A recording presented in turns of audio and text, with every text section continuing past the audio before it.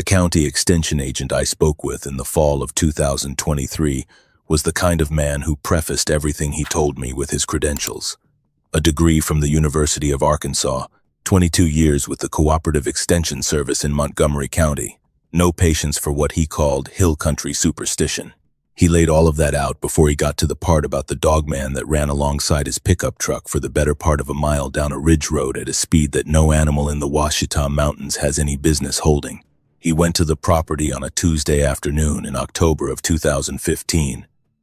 The University of Arkansas Cooperative Extension Service conducts welfare visits for elderly and isolated rural residents throughout the Ouachita region in the weeks before winter, checking on living conditions, heat sources, food stores. Nadine was in her mid-60s at that point and had been living alone on the ridge for over 20 years. The county had a file on her that included 2 unanswered check-in calls and a welfare visit from a neighbor the previous year that had generated a single-line note. Neighbor reports access road impassable. Will retry when conditions improve. The neighbor had never retried. The extension agent was the county's latest attempt to establish direct contact. He turned off Highway 8 onto the gravel access road just north of the Caddo River crossing, drove the first long curve up into the ridge timber, and stopped. Something was standing in the road about 40 yards ahead. It was on 2 legs. The afternoon light comes down in pale patches through the shortleaf pine canopy along that road even in October, and at first he told himself it was a person, a large person standing very still in the middle of the road.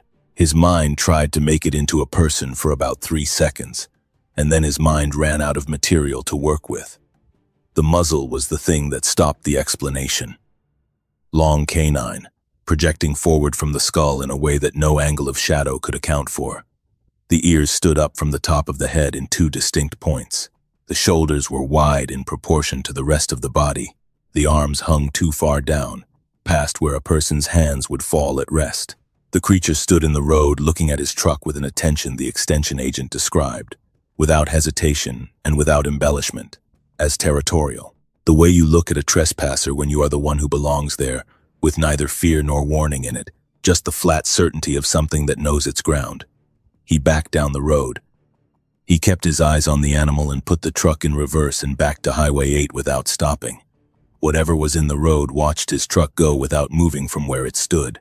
He turned south toward Mount Ida, drove to the extension office, and wrote in his visit log that the access road had been blocked by fallen timber and that he would follow up when conditions improved.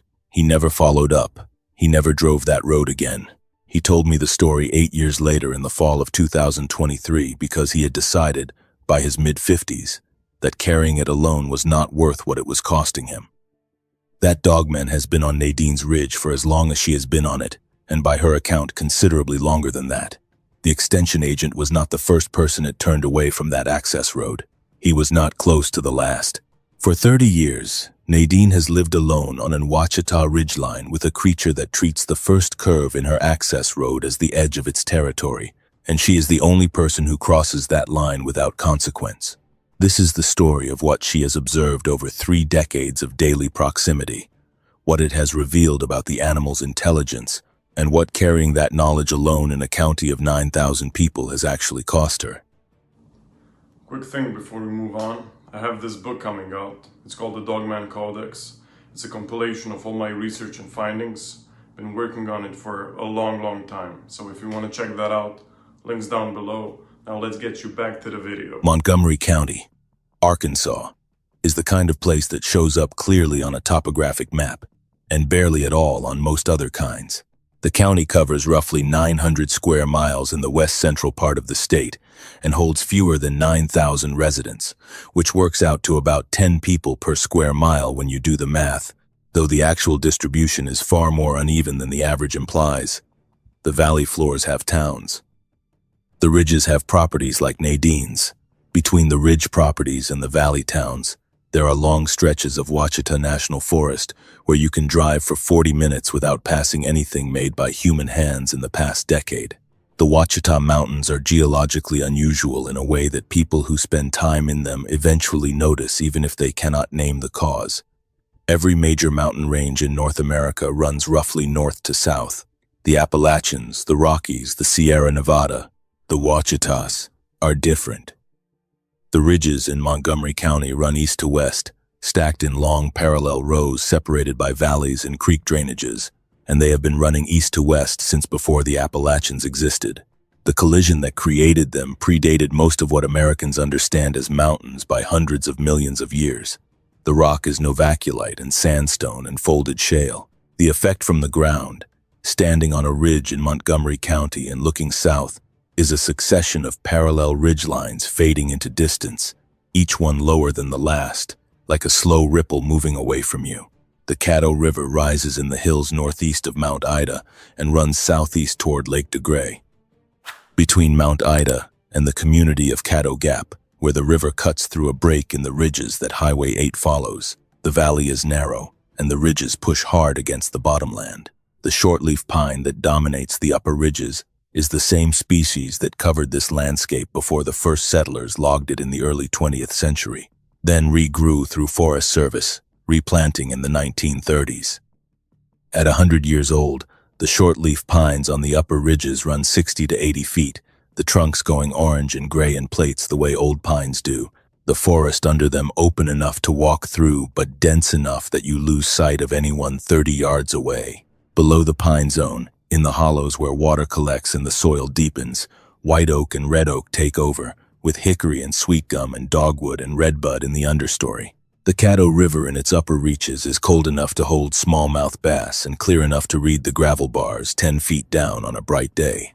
Roosevelt elk move through the northern parts of the county. Black bear have been re-establishing in the Ouachitas for 2 decades. Coyotes are common enough that their calling in the hollows at night is background noise. It is a working ecosystem with all the parts present, dense and layered in ways that people who spend their lives in cities cannot fully imagine until they are standing in the middle of it, in the dark. Nadine moved to the ridge in 1994 with her husband Lloyd. That is not her real name. She asked me to change it before she would agree to talk, and once you understand the specifics of her situation in a county where 9,000 people live close enough together that everyone knows everyone's business by the second generation, you understand why. Lloyd was from Baxter County in North Arkansas, a mill worker by trade and an outdoorsman by identity. He had wanted land in the Ouachita Mountains for most of his adult life.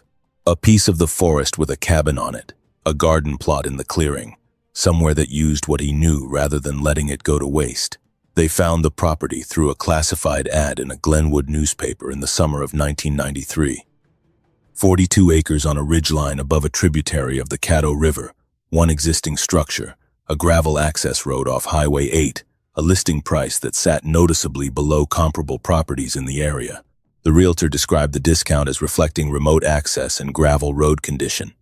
The previous owner, a man Lloyd reached by phone after the closing was complete, was pleasant and brief. He said the well was reliable and the roof needed attention. When Lloyd asked why he was selling after only a few years, the man said the property suited some people and not others, and that Lloyd should just drive up and see for himself. He said nothing else about it. Lloyd told Nadine about that call. She has thought about it many times since. The previous owner had not warned them off. He had not said anything alarming or specific. He had simply left a gap in his answer large enough to drive a truck through, and they had driven through it without understanding what the gap was. They closed on the property in September of 1993 and spent the winter making plans. Lloyd drove down from Baxter County on weekends through the following year to work on the cabin, which was structurally sound but needed the roof work the previous owner had mentioned, new windows in 2 rooms, and a section of porch rebuilt from the joists up. Nadine came down for 2-week stretches in spring and summer to start the garden plot and clear the fence lines. By October of 1994, they were on the ridge permanently. They were not romantics about what they were doing. Neither of them had harbored fantasies about rural self-sufficiency, of the kind that brings people from cities to remote properties and sends them back to cities 2 years later with useful information about how well pumps work and no desire to find out again. Nadine had grown up on a farm in Van Buren County. She knew what a winter in the Ouachitas required. She knew which mushrooms in the hollow were edible and which would put you in the hospital. She knew the difference between a copperhead and a water snake and what to do in either case. Lloyd knew timber, knew tools, knew engines, knew the feel of a deer moving in heavy cover before it broke into the open. They were practical people, and the practical work of the ridge suited them. The view from the cabin porch looked south across a hollow to the parallel ridgeline 400 feet lower and 2 miles distant. In spring, the red buds bloom on both ridges and the hollow between them, a wash of purple-pink before the oaks leaf out. In summer, the hollow fills with heat, and the ridge catches whatever breeze comes off the mountains to the west. In fall, the oaks turn bronze and rust, and the deer move through the cleared ground at dawn without concern. In winter, the leaves come down and the sight lines open, and you can see the creek in the hollow from the porch, a bright line of cold water 400 feet below through bare hardwood stems. Nadine and Lloyd were content on the ridge for the first few years. She said this directly to me, without qualification or nostalgia. The ridge gave them what they had come for, and the work of keeping the property required everything they knew. They made friends in the county, a retired teacher to the west who came up once a week to check his trail cameras and brought eggs from his hens, an older couple to the east who had been on their ridge for 40 years and had strong opinions about deer gardens and clay soil. They drove down to Mount Ida for church most Sundays and got to know the county in the careful, patient way that takes time and consistent showing up. The county took them on in return, with the same careful patience. The first sound Nadine could not explain came in February of 1997. She places it exactly because she wrote it in the composition notebook she had already been keeping as a property observation log. Approximately 1 in the morning. Clear night, temperature in the lower 20s, the kind of cold that settles into an Ouachita ridgeline and stays. She woke because the north wall of the cabin flexed in a sound she associated with wind, and then she lay still and realized there was no wind. Then she heard the other thing. It came from the northern ridge, the ridgeline opposite the one the cabin sits on. Across the hollow, the sound was low. Lower than anything she associated with music or with animals, and it rose through a range of tones she had no prior reference for. She said it was like hearing a frequency she had not known her ears could detect. The hair on her arms rose while she was still deciding whether she had actually heard it. It was not frightening in itself, she noted in the journal with the specificity of someone taking field notes. It was wrong. The way a familiar word looks wrong when you stare at it too long, not dangerous, just off from what the world is supposed to be. She woke Lloyd.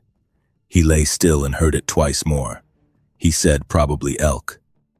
Elk do vocalize, and elk from the restored herd do occasionally move into Montgomery County, from the Buffalo National River drainage to the north, Iga. She did not argue, but she did not write elk in the journal entry. She wrote unknown. She heard the same sound 11 more times over the following 2.5 years, always at night, always from the northern ridge, or from somewhere in the hollow between the ridges. Lloyd heard it 4 more times and attributed it to elk each time. She kept writing it down. Lloyd died in July of 2001, congestive heart failure. He had been in his mid-60s and had seemed healthy in the way that people who live active physical lives often seem until they are not. The blockage the autopsy found in his coronary artery had apparently been building for years without producing any symptom anyone could have read with certainty. He was on the porch before sunrise, which was where he liked to sit with coffee and watch the hollow go from dark to light, and he did not get up again. Nadine found him there and called from the landline and sat beside him until the ambulance came up the ridge road, and then sat inside while the paramedics did what paramedics do, and then sat with the quiet the ridge had been teaching her. Since the day they arrived, her 2 children, both grown and established in Arkansas cities by then, came for the funeral and for the week after. They returned in September and asked her to consider selling the property and moving somewhere closer to one of them. They were not wrong to ask. The concerns were practical and real. A woman alone on a remote ridge, 14 miles from town, no cell service at the cabin, nearest neighbor 3 miles by road. Nadine heard them out and told them she was staying. She has told them the same thing, in various forms, every year since. They have stopped asking the direct question, though they have not stopped worrying. She knows this. She has made her peace with being the source of it. She was in her late 40s when Lloyd died. She has been alone on the ridge since. She is in her mid-70s now. The physical evidence started in the fall of 2002, 14 months after Lloyd's death. She was walking the fence line on the eastern side of the property, checking posts, when she found the tracks in a strip of soft mud along the upper drainage ditch. The tracks were canid. She was experienced enough with the property's wildlife to know that immediately. The 4-toe pad pattern with claw marks forward was consistent with a dog or coyote. The size was not. The overall width across the toe pads ran roughly 5¼ inches. A large German Shepherd leaves a track between 3 and 3½ inches. A coyote runs smaller. A gray wolf, which Arkansas has not had in wild populations since the early 20th century, might reach 4½ inches in an exceptional individual. 5¼ required an animal she had no template for. She measured the stride length, where the mud strip was soft enough to hold a continuous run of prints for about 30 feet. The pattern was wrong in a way that was harder to quantify than the size, but equally apparent when she stood over it. Normal canid locomotion, whether dog or coyote or wolf, produces a diagonal walk in which each rear foot steps close to or into the print left by the previous front foot. These tracks did not do that. The front and rear impressions were separate, offset in a way she had seen in one other context. People. The track pattern was closer to what a 2-legged animal produces than what a 4-legged animal produces. She photographed the prints with a disposable camera she kept in the cabin for property documentation. She has those photographs still. She showed them to the retired teacher to the west of her when he came by with eggs the following week. He looked at them for several minutes without speaking and then said he did not know what had made them. He said to let him know if she found more. She did. The first sighting came in October of 2003. She was on the porch after dinner, which was a habit she had kept from the years with Lloyd. Both of them had made a point of sitting outside after the evening meal to watch the light leave the ridge and the hollow below it. She had continued the habit alone because stopping felt like losing something she was not ready to lose. It was a clear October evening and the light was going fast, the way it goes in the Ouachita in fall when the sun drops behind the western ridges and the world goes from bright to dark in less than half an hour. She saw it because it moved. A shift at the east tree line, maybe 60 yards from the porch, that her peripheral vision caught and her eyes then could not release.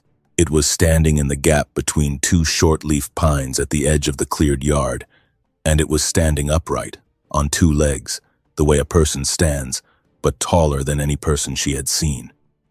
The remaining light was sufficient to read the silhouette clearly. The shoulders were wide and the waist was narrower below them. The arms hung long, past where a person's hands would fall. The head was wrong for a person. The skull extended forward into a muzzle, and the ears rose from the top of the head in 2 distinct points. She sat still. She did not stand up or move toward the railing or reach for anything. She has thought about why since, many times, and does not have a complete explanation. Her body's assessment of what it was looking at did not produce the flight response she would have expected. The creature was not moving toward her. It was not crouched or tensed or positioned for anything she recognized as threat. It was standing at the tree line looking at the porch with an attention she could only describe as observational, the way a person looks at something they are trying to understand.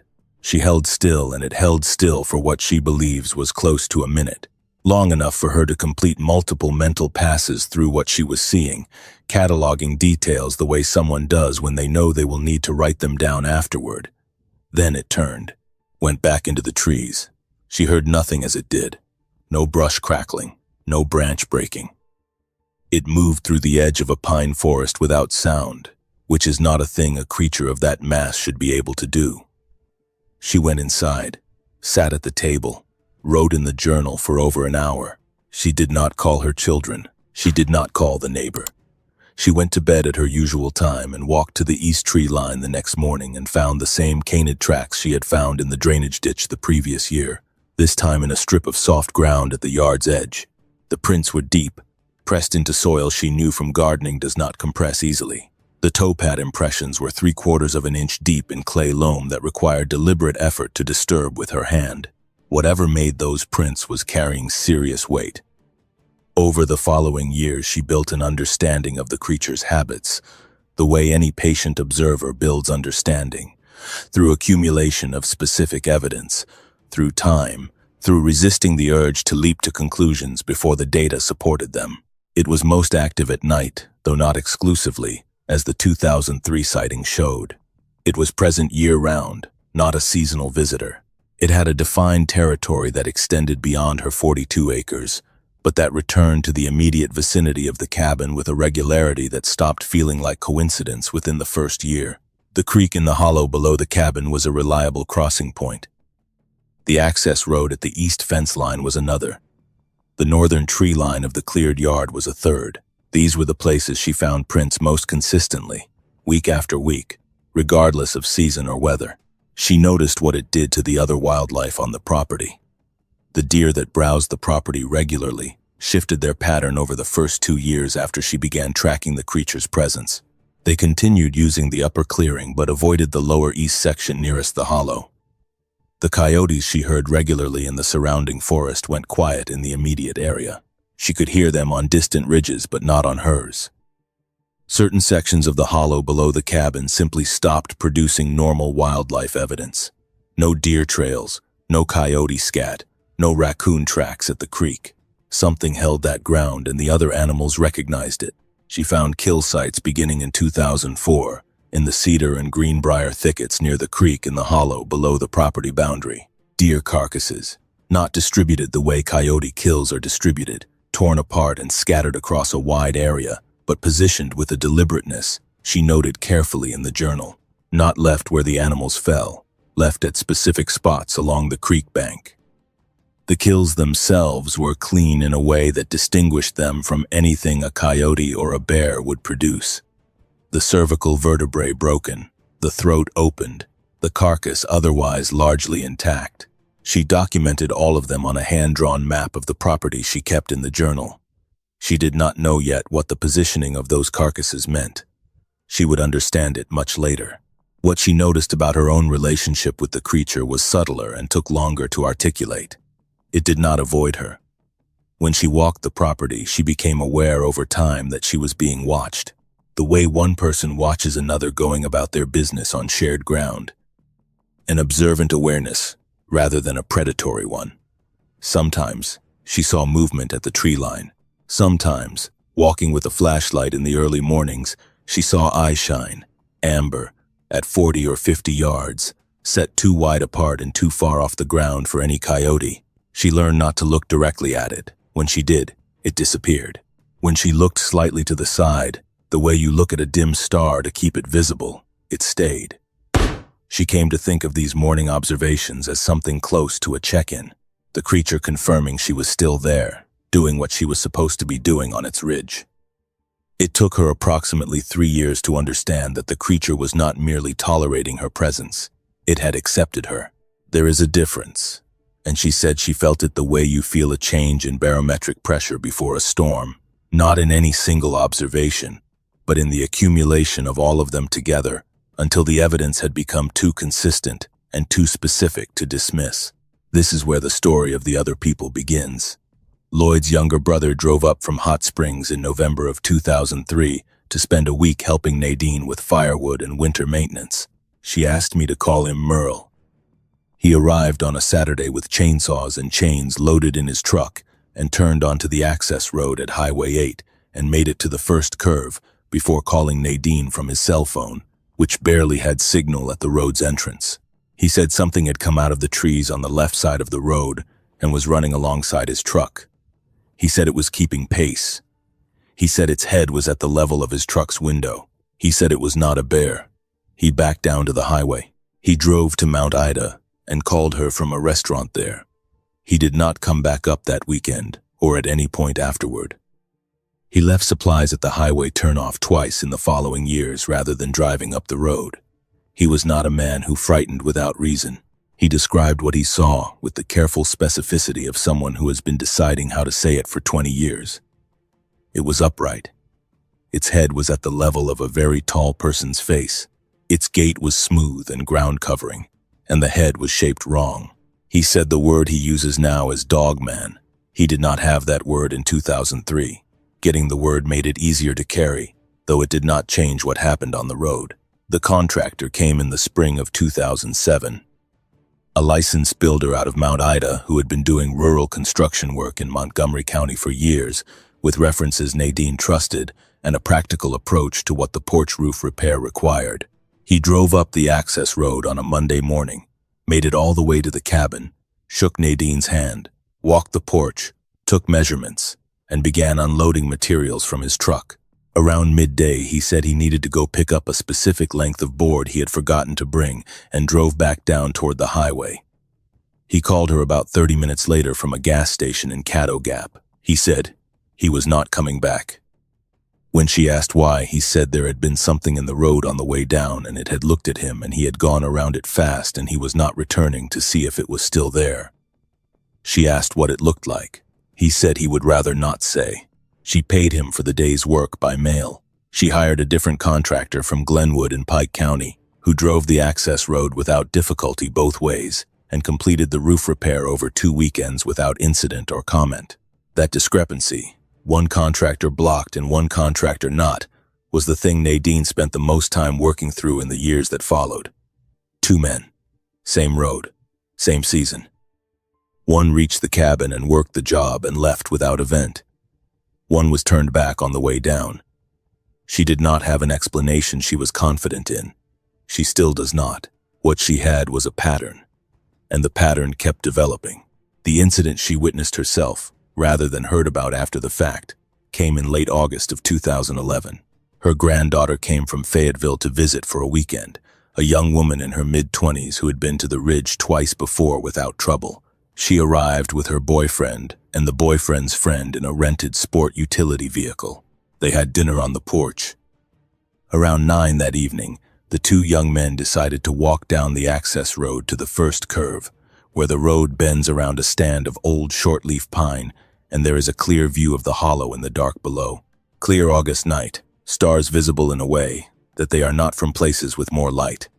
Nadine was inside washing the dinner dishes. She heard their voices change. Not screaming. The register change that happens when people need to move fast and are trying not to show that they need to move fast. She went to the porch. The 2 men were coming up the road at a pace she described as halfway between a walk and a run. The boyfriend had his arms slightly out from his sides. The friend was looking back over his shoulder. They came up the porch steps and the friend said something was in the road below the first curve, and it was standing on 2 legs and looking at them, and they were leaving. They left.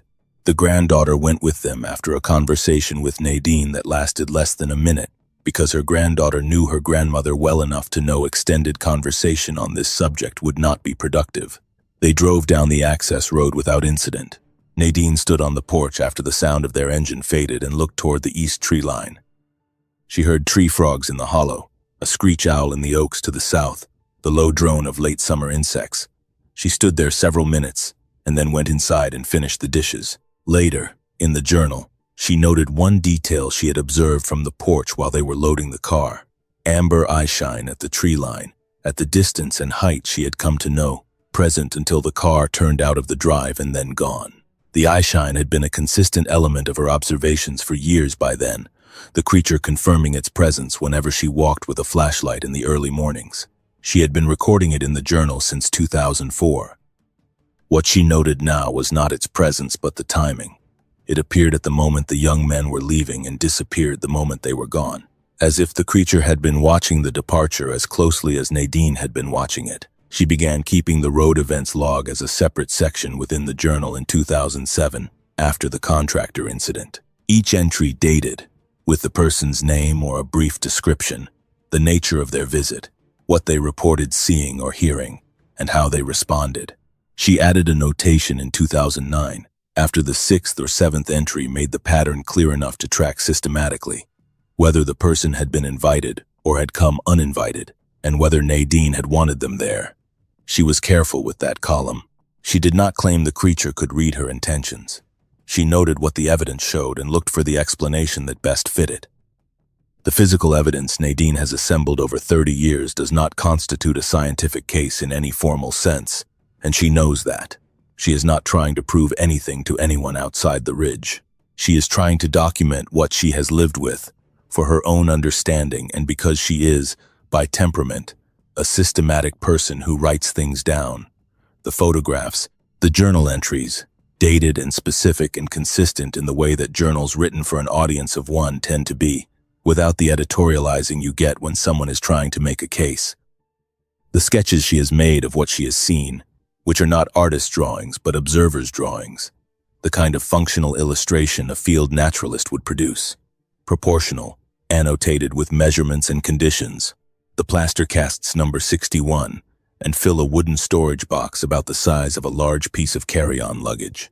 She knows the number because she numbered them as she made them, which is the kind of methodical behavior the rest of the record suggests is characteristic of how she approaches things she cannot explain. The oldest casts and the most recent are consistent enough in morphology that they likely represent the same individual or individuals from the same population, spanning over 20 years of occupation on the same territory.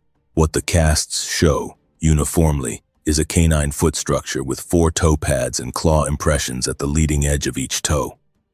The overall proportions differ from any domestic dog or wolf track in the documentation she has compared them against.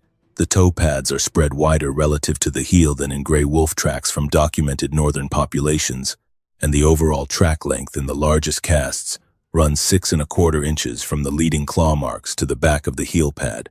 The stride measurements she has recorded alongside each cast number show a consistent gait pattern that differs from a standard 4-footed canid walk, with the front and rear impressions separate rather than registering in the same spot. The journal contains 26 years of dated entries beginning in 1997. The entries for the first several years are spare, sound observations, weather, wildlife sightings, property conditions. They become more detailed after Lloyd's death, and more specifically attentive to the creature's presence beginning after the first sighting in 2003. By 2008, the journal entries include what she calls behavioral notes, observations of the creature's movement patterns derived from the physical evidence it leaves, rather than from direct sightings, which remain infrequent throughout the record. The road events log runs to 31 entries as of our last contact, covering 16 years from 2007 through 2023.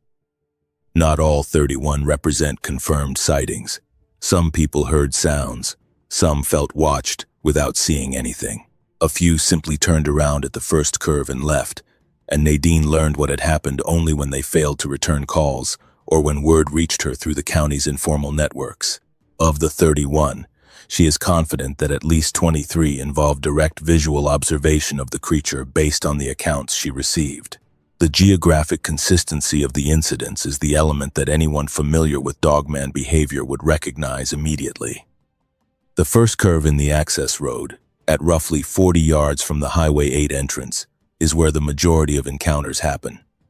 The property line is 100 yards further up the gravel. The cabin clearing is another quarter mile beyond that. The creature enforces none of those points. It enforces the curve, a specific topographic feature, the point where the road bends around a stand of old shortleaf pine and the sight line from the highway ends. Whatever the creature enforces, it enforces from that point forward. Nadine walks that curve every time she comes or goes and has never been stopped. No one else has been permitted past it without her being already present at the cabin above.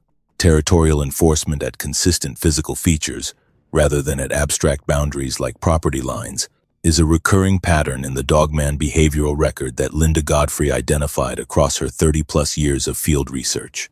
The documentation she assembled from Great Lakes encounters in particular showed enforcement at natural transition points, the edge between open ground and dense timber, the lip of a ridge above a hollow, the near bank of a creek, rather than at anything corresponding to human concepts of property.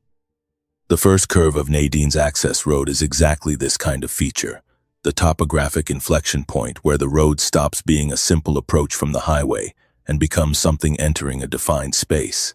The Ouachita mountain region between Montgomery County and the Oklahoma border has produced Dogman accounts through the informal networks where these reports accumulate for several decades.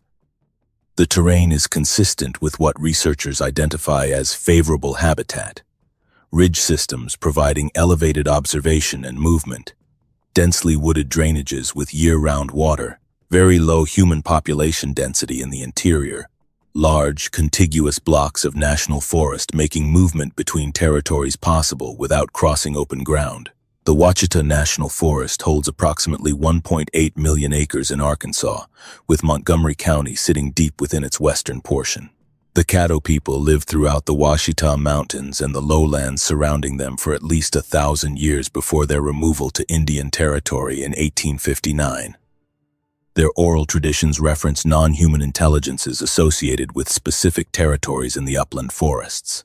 The word Ouachita itself appears in French colonial records as early as 1697 as a name for both the mountains and the people who inhabited them, and the Caddo understanding of what shared the land with them was sufficiently detailed that it became embedded in the language they used to describe the landscape. I spoke with a staff member at the Caddo Nation's Cultural Resources Office in Binger, Oklahoma, and described what Nadine had been observing. The response was measured in a way that itself communicated something.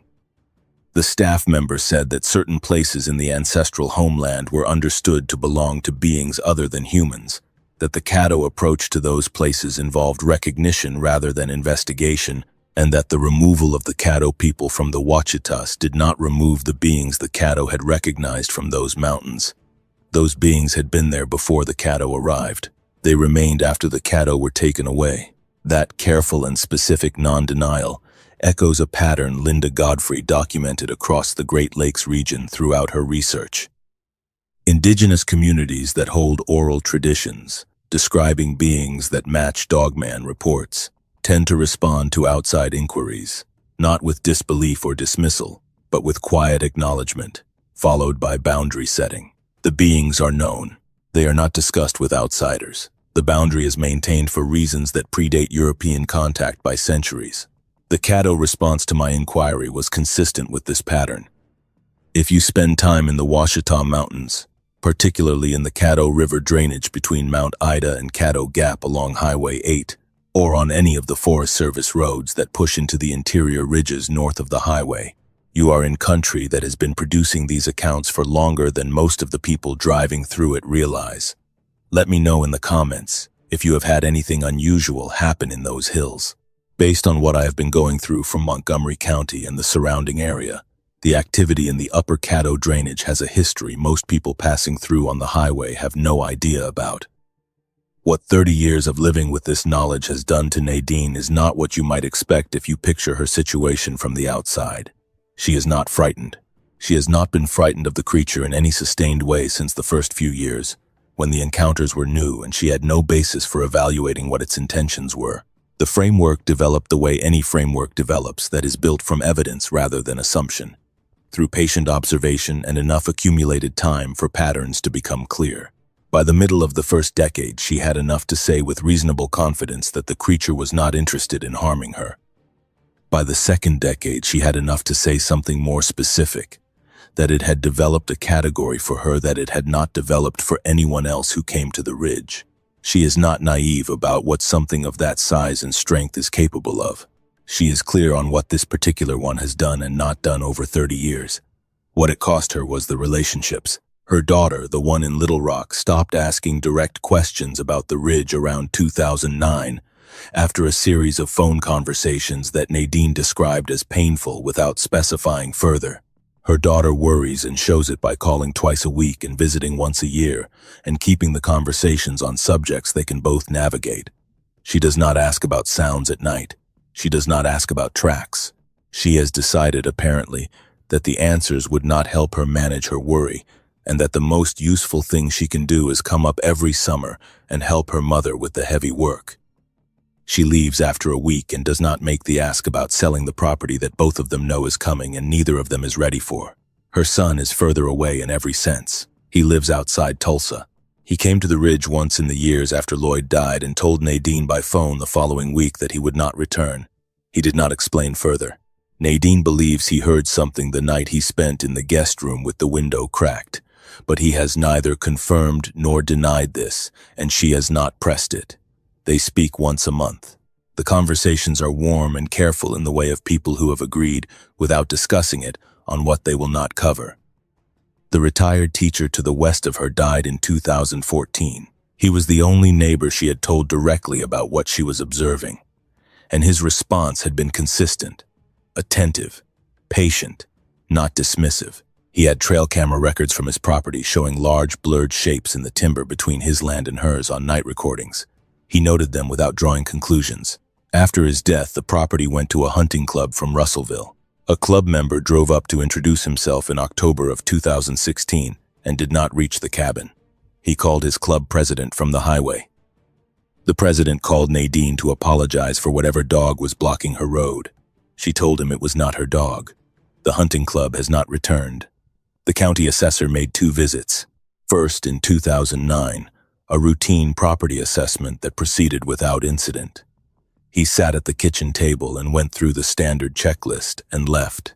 When I reached him, he said the visit had been unremarkable, but that when he got back to his car at the highway, he found 4 parallel scratches along the rear quarter panel that had not been there when he drove up, deep enough to reach bare metal, each gouge about 8 inches long, evenly spaced. He filed an insurance claim, attributed the damage to a tree branch, and moved on. He came back in 2018 for the next assessment cycle. He called the assessor's office from the bottom of the access road and said he had encountered an aggressive animal on the road that had run alongside his vehicle for part of his descent and that he was not comfortable returning to the property. His supervisor documented it as an animal encounter and scheduled the assessment to be handled by a different approach. No different approach exists for that property. The assessment has been conducted by drive-by from Highway 8 since 2018, noting that the cabin appears occupied from the road. The formal county file contains no record that explains why direct assessment was discontinued. There is no formal record in Montgomery County, in any office, of what any of these people experienced on that access road. No incident report, because no incident was filed. No wildlife encounter report, because the wildlife encounter reporting system covers mountain lions, black bears, and feral hogs, and has no field for what these people described. No complaint, because the people who would make a complaint had rational, professional reasons not to make one. The system simply has no category for what was happening on that road, and the people who encountered it made the rational calculation that the closest available category was the right place to put it and moved on. That institutional silence is not a conspiracy. It is a structural problem that any researcher in this field eventually recognizes. The system was designed to classify known animals and known threats. When the evidence does not fit an existing category, the people inside the system do not create new categories.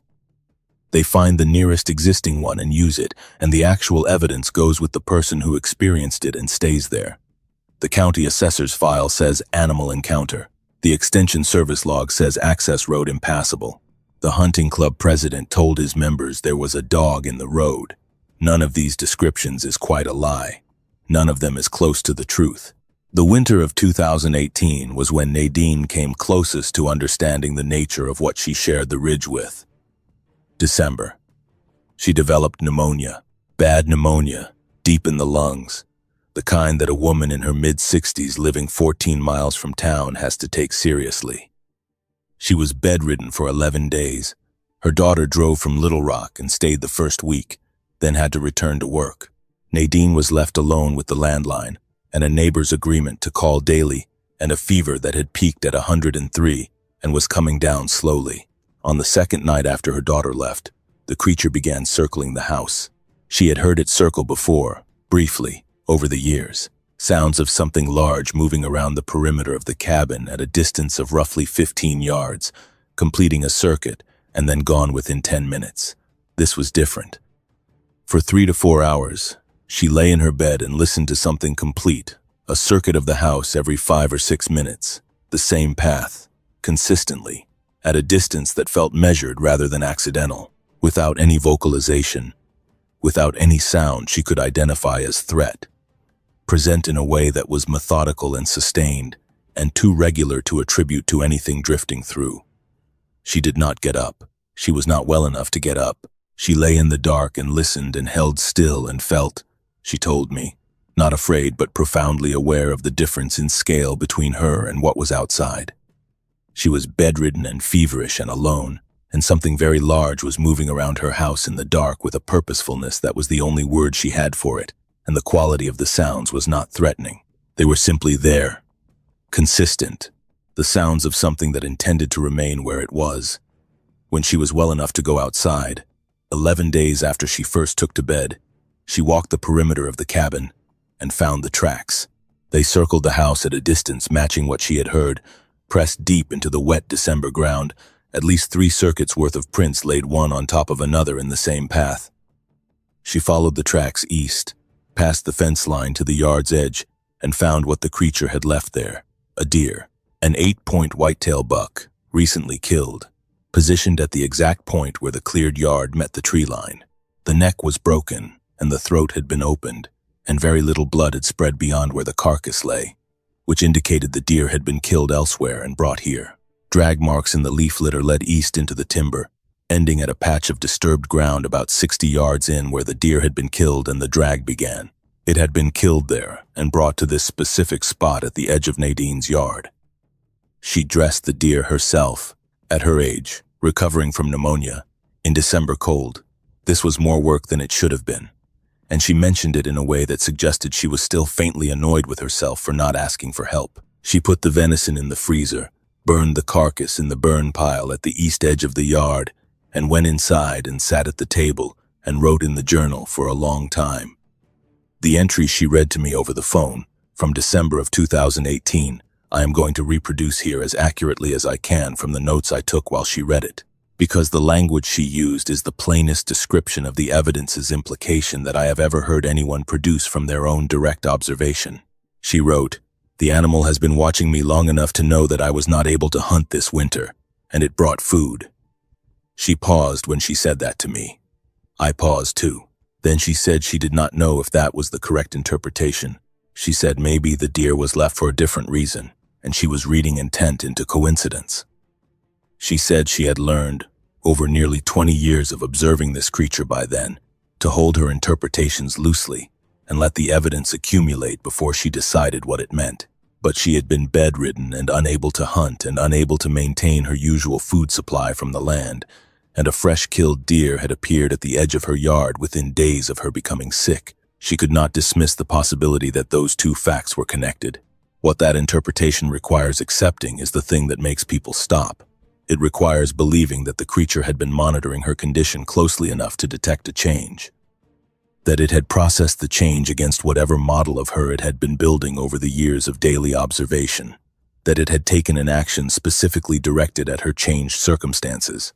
This is not reflex. This is not instinct in the sense a biologist would mean. This is the cognitive sequence you describe with words like understanding and inference and intent. And the researchers who study animal cognition have deep reservations about applying those words to any species, and very deep reservations about applying them to a species that does not appear in any field guide. The third strongest piece of evidence in Nadine's record is not the deer carcass. It is something she discovered in the late winter of 2022, on a morning walk along the access road after a light snow. The snow had come overnight and recorded tracks cleanly in the gravel at the section of road just above the first curve. She stopped when she saw them. 3 sets of prints, side by side, crossing the road left to right, not in sequence, not one after another, but all 3 present at the same section of road within the same time window before the snow covered whatever had come before. 3 distinct individuals. The largest, the one whose prints she had been casting since 2002, was on the left shoulder. A mid-range individual, whose prints she had been tracking since around 2013, was in the gravel center. A third set, smaller than the others but not significantly so, was on the right shoulder.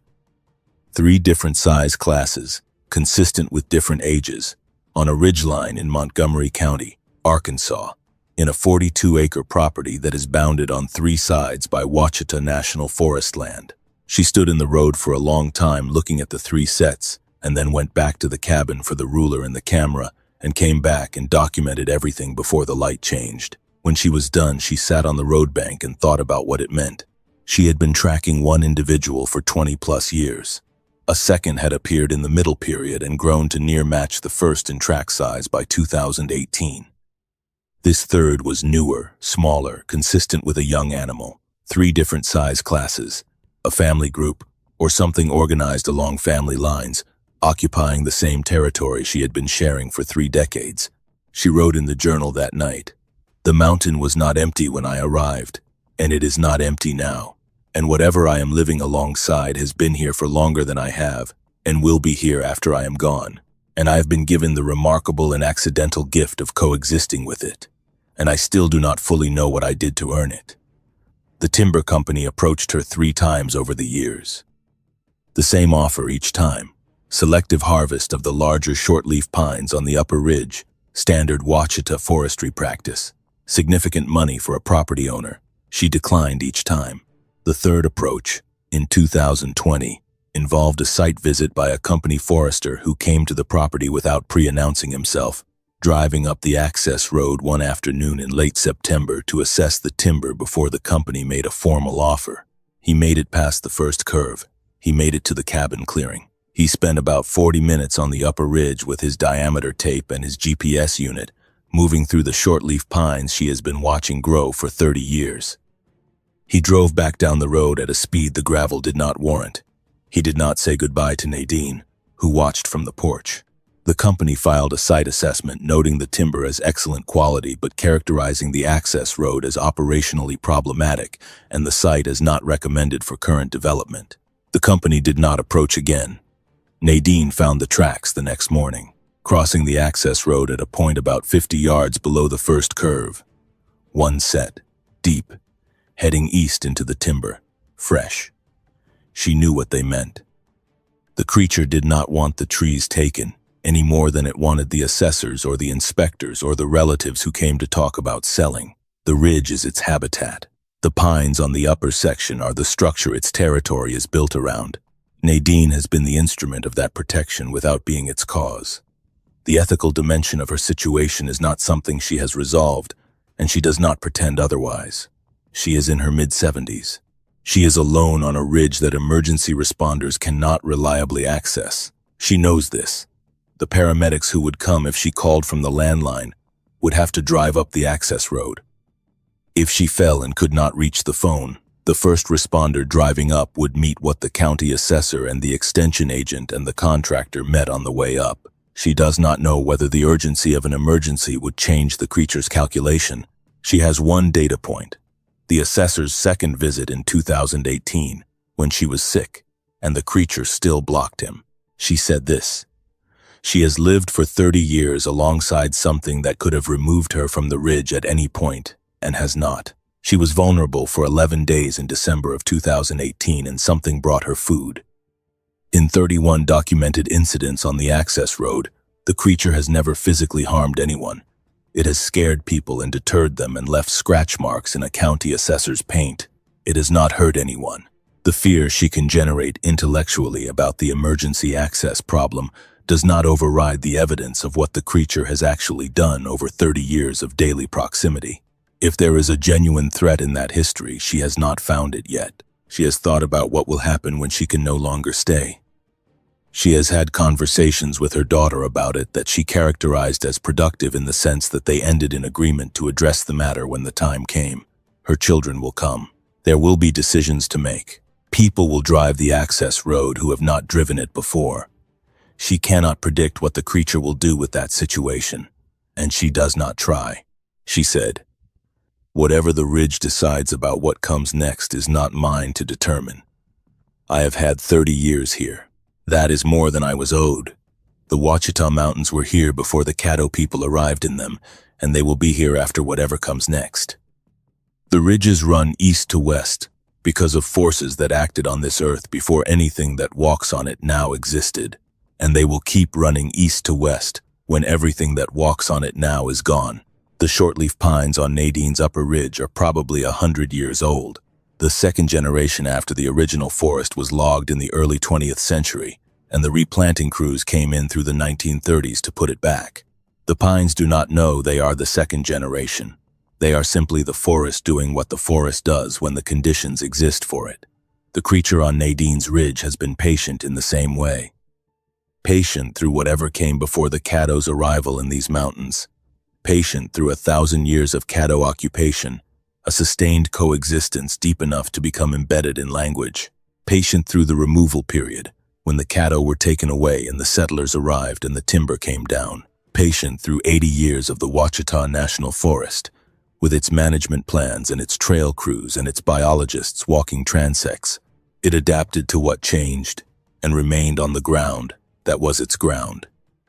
Nadine arrived in 1994, and through some process she cannot fully explain, and has spent 30 years observing the results of, she was accepted into what was already there. She did not do it deliberately. She did not know an evaluation was underway when she first drove up the access road. She arrived, and she stayed, and she paid attention, and she did not destroy what she found. She planted a garden instead of clearing the hollow. She left the timber on the upper ridge standing. She walked the property every morning and every season and wrote down what she saw. She did not know she was doing anything that mattered beyond the doing of it. But something was watching, and something was deciding, and at some point, the decision settled. The 3 sets of tracks in the morning snow in 2022 are the image I keep returning to. 3 distinct individuals, moving together, or having used the same road in the same night, their prints side by side in the gravel of the access road. A family, something organized like a family, occupying a territory it has occupied for longer than the road they were crossing has existed, longer than the county that claims jurisdiction over this piece of the Ouachita Mountains, longer than any map that has ever been drawn of this part of Arkansas. The road goes through their territory. They have been tolerant of it. What Nadine has been given, and she knows it, is a window into something that almost no one alive has access to in this form. 30 years of proximity to an intelligence that is not human, that is flesh and blood, and lives and reproduces on a ridgeline in Montgomery County, Arkansas, and that chose, for reasons it has not communicated in any language she can transcribe, to allow her to stay. She is not romanticizing this. She is not projecting kindness onto something that has not demonstrated kindness through its behavior. She is reading the evidence the way she has read evidence for 30 years, and saying what it shows. The ridge is quiet in the early mornings, not the quiet of an empty place. The quiet of a place that is fully occupied and not disturbed. Tree frogs in season, owls in the timber, the sound of the creek in the hollow when the water is up after rain. And on most mornings, if she walks to the east fence line in the hour before sunrise and stands still and looks slightly to the side rather than directly, there is the eye shine, amber, at the height and distance she has known for over 20 years. At the edge of the shortleaf pines in the dark before the ridge goes light, she looks to the side of it. It stays. She finishes her walk. She goes back inside, and on the ridge above the Caddo River drainage in Montgomery County, Arkansas, in the forest that the Caddo people knew and named and described in traditions the broader world was not equipped to receive, the creature that has watched over this 42 acres for longer than any recorded deed goes back, continues to do what it has always done. It watches. It maintains the boundary at the first curve of the access road. It keeps the ridge the way the ridge was. Some places take care of what takes care of them. This one has.